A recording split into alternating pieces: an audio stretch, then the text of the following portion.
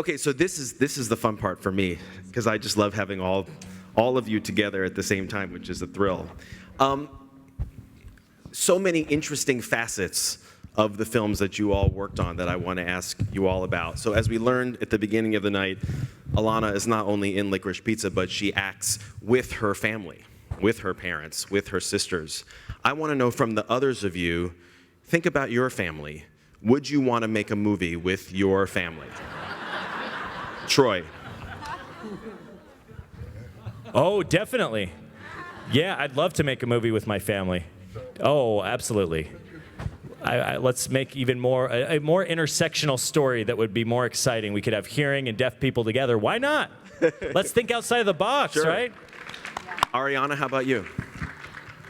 Yes, I would, actually, because I was raised by the southern side of my family. If you don't know it, I'm from North Carolina. You can't hear it, can you? I'm very proud of that. But being a mixed, I don't know, but yeah. Being a mixed chick, like, we don't tell stories about mixed chicks, which I think is cool, especially mixed chicks from the South. So yeah, I'd make a movie with my people. Caitriona, how about you? Well, it's funny because my dad he's retired now, but he was a Garda sergeant, like a police sergeant. So, you know, he, on one hand, he was very like authoritative and everything. But then weirdly in the 80s, he was part of this comedy troupe that with two local school teachers, a shopkeeper and a farmer. It's all very strange, but I did once be part of one of their skits when I was about 12. But yeah, I'd love to work with my dad on something. Amelia? I mean, I would love to, but all of my family is incredibly shy, so they'd all be absolutely mortified and wouldn't be remotely interested, unfortunately. Saniyya, how about you? Sure, for sure. My sister would definitely be down for that. My parents, my brother would just make him an excuse and be like, "Oh, I'm sick, I can't."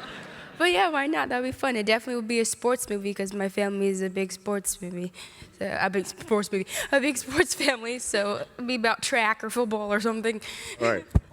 Kieran, you're married to an actor, so you probably have worked with her. About 3 years ago, I was involved in a small film called The Man in the Hat, and my wife and daughter, as an actress, they turned up as well to play in it, and that'll never happen again because they made fun of me mercilessly. And so whether it's their choice or my choice, we leave that to the gods. Simon, what about you? Nope.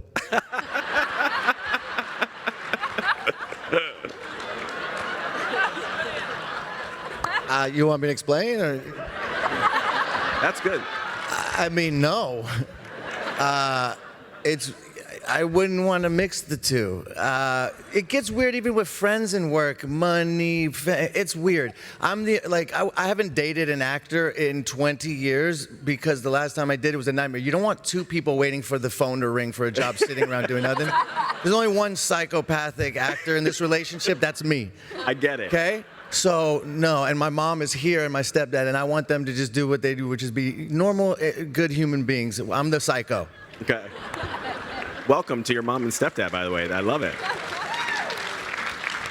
Okay, so in speaking to Ariana, we learned that she has now put her stamp on an iconic film role, that of Anita in West Side Story. So I'm going to put the rest of you on the spot just a little bit, but you're clever. What is a famous film role of the past or present that you would like to put your stamp on if you could? I'm going to start on the other side this time. Simon, you're up. If I could choose one role, what was the question? Yeah, a role that you'd like to play, a role that's from a past film that you'd like to try. Ooh, that's a good question. Everybody says I look like Ernest from Ernest Goes to Camp, but I don't want to do that. But everyone tells me I should, but I think that's career suicide. Yeah, that would be. But I'm a big Bill Murray fan. But then here's the thing: is then you're redoing something that is so sacred that it never. Redoing something is often not a good look. I think sometimes you just got to leave something alone and let it be what it is. Yeah. Except for West Side Story. I'm sorry, I'm being too. Oh, I'm sorry. Did I say something wrong? Yeah.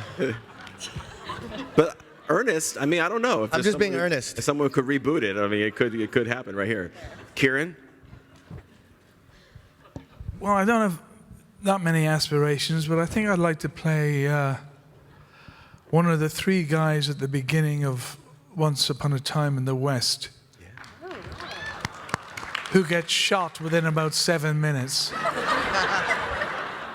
But those 7 minutes are so iconic and brilliant on film that I wouldn't mind being a part of that. I like that. Saniyya? There's so many. Honestly, I think I'd probably try to do Rose's character in Fences and take on that role later on down the line when I'm a grown woman. Yeah, Right. In a couple of years. for sure.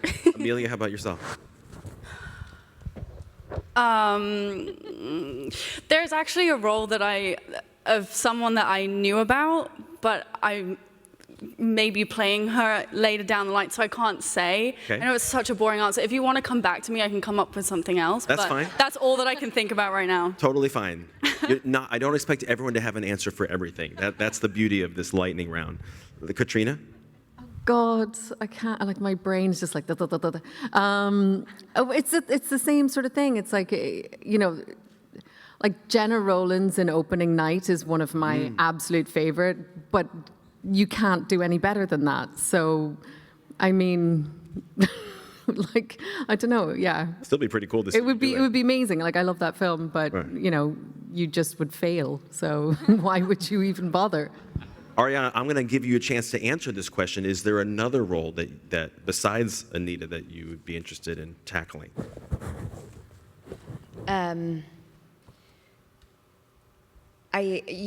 Two things came up instinctually. I might throw up after I say it, but Eve in All About Eve. Ooh. That would be cool. And also, I'd take a whack at Sid Charisse's character in The Bandwagon. I would take a whack at that. Great dancing sequences. Yeah, because, I would pay to she see really did that. You know what I mean? Alana? Come on. God, I've had so much I know, I time really to think about started it too. all the I've way had down the there. most time. I'm like really just going through the VHSs that I had growing up, and not any of them are great. I had only 2 VHSs growing up. Well, 3. There was the Titanic doubled VHS that we all remember. That was crazy. Yeah, it was. Yeah, it was so crazy. was Double really wild. VHS? God. And then, I had The Mask and The Lion King. I don't think I could fit in any of those 3 movies. I don't know. I mean, oh, God, the movie that's coming to my mind is, I just remember seeing this movie. I'm obsessed with Albert Brooks. I've always been obsessed with Albert Brooks my whole life. And it's like a tie between being in Defending Your Life or being in Sharon Stone in The Muse. I mean, choice. I remember seeing The Muse and being like, gosh, she's so hot. I want to be that. I want to be the popular girl. I don't know. I'm going to regret everything I just said in the last 5 minutes, but that's okay. Nothing regrettable at all. Troy, how about yourself? Well, I'd love to play a character called Deaf Smith, who is a historical character of the past from the 1800s. And so he was actually a deaf spy who fought in the war between Texas and Mexico. And he actually had to cross the border as a deaf spy, and no one really knows about Deaf Smith. And he's truly an amazing historical character. And there's a peanut butter from that town that's called Smith, and there's actually a history behind it. And so this is the deaf spy who fought in that war, and there's a region in Texas that he's from, and they have a number of products named after him. But anyway, I would love to play that role, because a lot of hearing people have played Deaf Smith in the past, but I'm not quite satisfied with how they portrayed him. I would love to make a new one, and that is one of my hopes, because I love historic epics.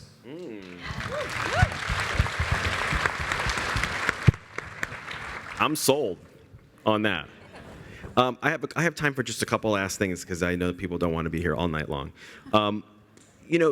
There's a lot that's weighing on a lot of our minds right now. This is a tough time, I think, for a lot of people who follow world events and just are rooting for people to be decent to each other. I want to know for the people on this stage who like to sing, and we have a history of people singing a little bit on this stage on the Virtuosos. We have a lot of great singers here. Oh no. What's a They're professional singers. I'm like. Is there a song? Only do it if you want. Is there a song that any of the singers on this stage like to sing to either cheer themselves up or to cheer other people up? And if so, what is that song? Sure, I'll go first.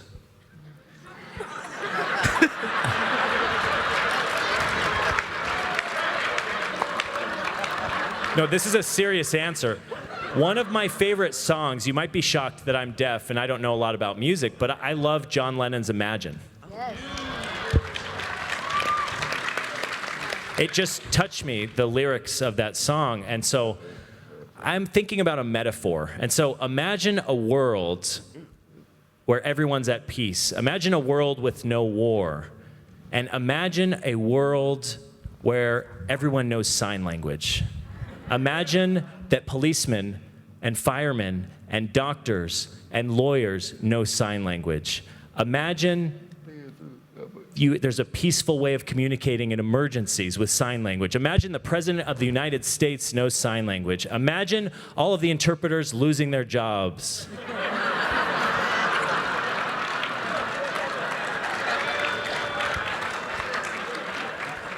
Can I just say, I debated asking this question at all tonight because I thought I don't want to ask something that excludes you, and I'm so glad I asked that question. Oh, no hard feelings. But I'm so glad I asked it. I'm so used to it. What about any of the others of you? We're not gonna go after that. Yeah, sure you are. Beautiful. You know, He opened the door. I mean. Come on, let's hear it. Come on. It's so cheesy because it's from my film. That's not So cheesy what? at all. Oh, it's so cheesy, but it's true because it's what everybody hopes for. There's a place for us, somewhere a place for us, peace and quiet and open air. Wait for us somewhere. That's what everybody wants, you know what I mean?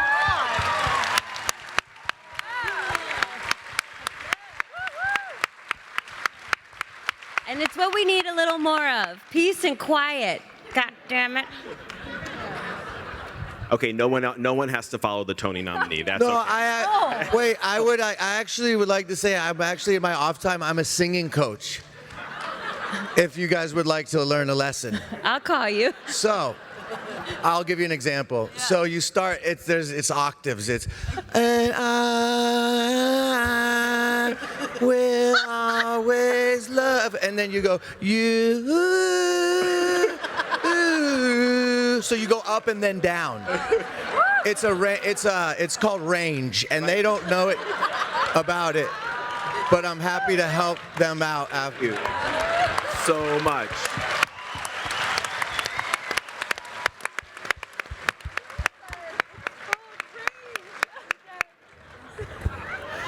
That was so Yes. beautiful. Thank you. Thank you. So I have a tradition of how I end this night every year, and it's to go down the line. I warned some of you about this, which is to have all of our honorees recommend a movie that they saw in the last year that maybe is not on everyone's radar as much as the movies that you all have made are. And what is something that you would encourage people to see? I will start. There's a movie that came out. It actually premiered at Sundance the same time that CODA did, called Mass. I think Kieran is a fan. Yeah, good one.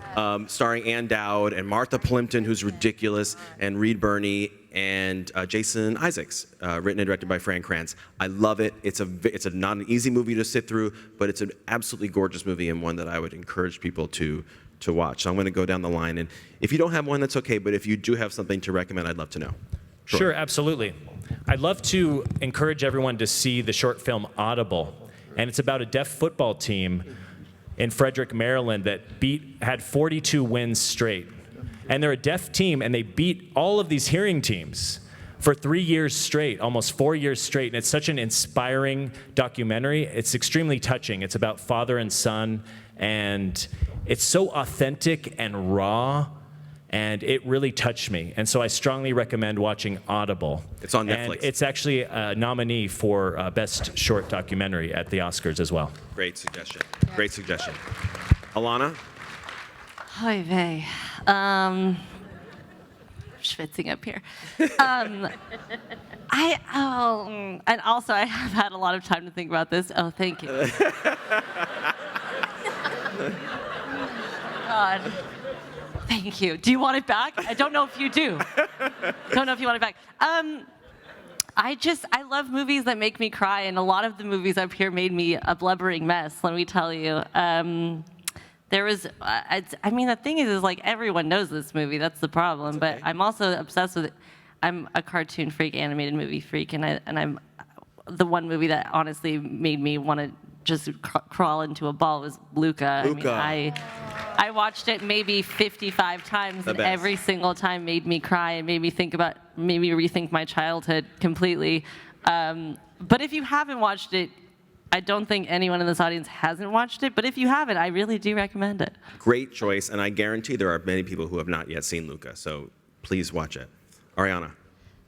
Well, this is not on brand because we are at a film festival, and I'm going to recommend a television show to you. That's fair.